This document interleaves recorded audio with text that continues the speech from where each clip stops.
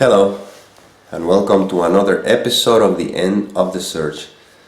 This one I call it, what do you mean this is it? It's basically a question somebody asked me in the Spanish channel, and the question is, hi Nick, what do you mean when you say this is all there is?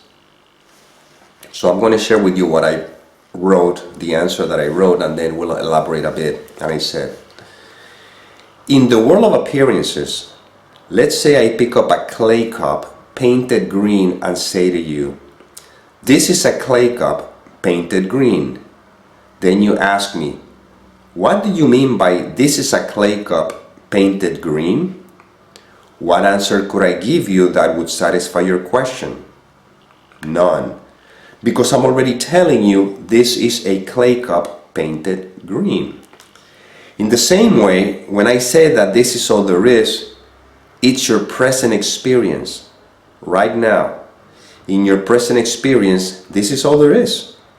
However, the conceptual mind, while it cannot eradicate it, can color the present experience with a thought, a fantasy that there is something more than this present moment.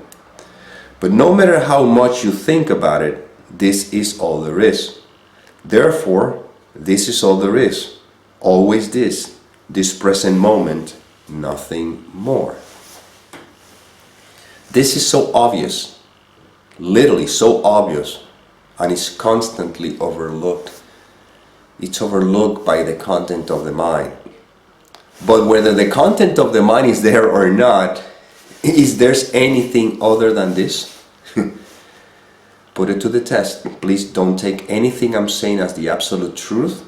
I'm simply put it to the test so you can see, you discover for yourself that in the end, there could be thoughts about the future, there could be thoughts about the past, but the fact is that this is all that there is. But the conceptual mind needs objects, needs to think in terms of future, past. It needs to keep feeding this belief that I'm this separate entity, that this is who I am, this individual that now it's supposedly talking to a camera and has a future and a past, yet life is unfolding as it always does. The identification with the thoughts is what really, again, colors or seems to color the fact that all that there is what is. You can argue with me about this, you can negate it if you want to, but all that there is what is. And the only cause of all suffering is when all that there is, which is what is again colored by a thought.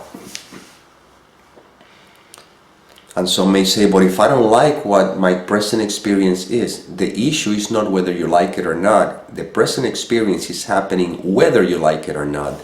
The issue is the judgment, which is a thought that suggests I like it or I don't.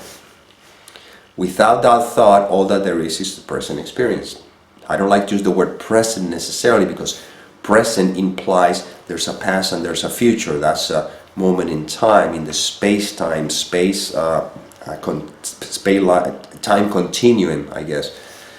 But that's the limitation of language, and we use the words the best way we can. That's why we say present or whatever. But in the end, all that there is what is, and the what is not present, is not past, is not future, it simply is.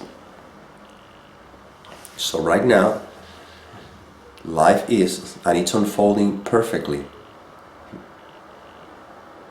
Unless there's a thought that suggests it shouldn't be like this. And that thought is not going to change it. All it's going to do is add suffering. Because you cannot change what is already happening. It may appear that changes can take place for the future, but what is already happening right now cannot be changed because it already happened. It already is. I cannot change an experience that is happening right now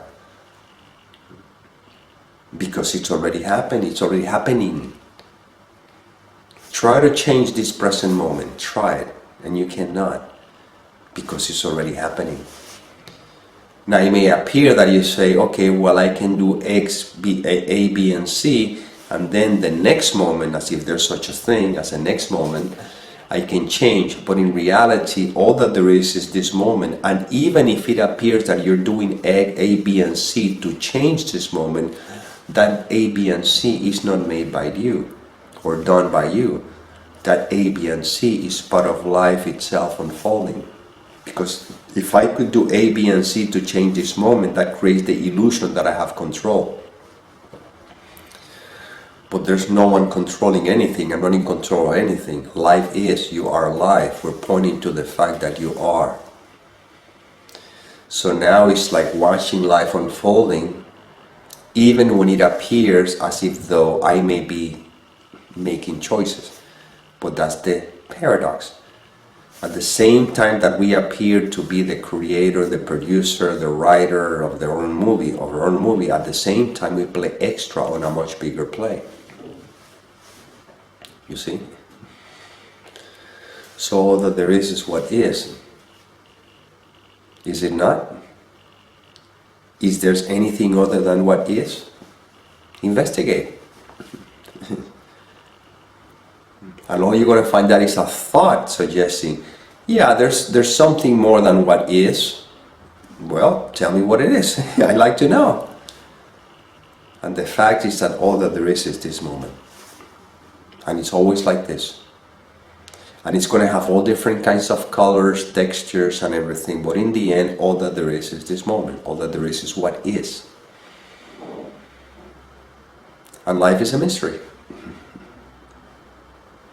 It unfolds as it will.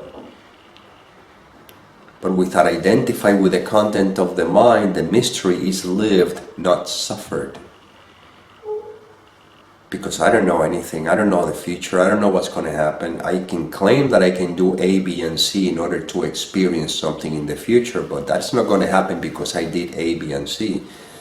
That happen if it's supposed to happen. If it's not supposed to happen, the A, B, and C is just entertainment for the mind to make believe that it's doing something about it. And of course, someone who's very identified with the content of the mind, first of all, wouldn't be watching these videos anyway, but it's still somebody who's very identified with the content of the mind is going to debate all this. No, you can change things, you can do things. Well, that's fine, not a problem. You do whatever you think you're going to do. But remember, every action is preceded by a thought. Without the thought, the action or the idea of taking that action couldn't take place. Now let me ask you, do you know what is the next thought you're going to have? I mean, if you're in control, you should know the next thought you're going to have, so you can then take action accordingly. But you don't know what the next thought you're going to have. So if I don't know what is the next thought I'm going to have, how do I know what is the next action I'm going to take? Because even the thought of me doing, I do A, B, and C, the thought came first. Now, who created that thought? Where did it come from? You see? And yet somehow the mind turns all this around. No, I thought of that. That was my thought. No, that wasn't your thought. That was just a thought. A thought that seems to have appeared. But appeared in what? And to who? You see? So that's why in the end we're pointing to what is. But the mind trying to make an intellectual debate about this. But that intellectual debate about this, it keeps reinforcing the belief in this seeming I. You see? And in the end, there is no I. All that there is what is. And that cannot be talked about. That's why we're pointing to what is. We're not trying to tell you about it. I'm not trying to talk about it in a sense so you can understand it. No, you're in it. You're it. Don't identify with any thoughts, and what remains? Just what remains. But I've always been. What is and will always be. There's really not much to say. So anyhow, this is inspiration that came through. I hope it served. And as always, may peace permeate the mind so that love can become evident.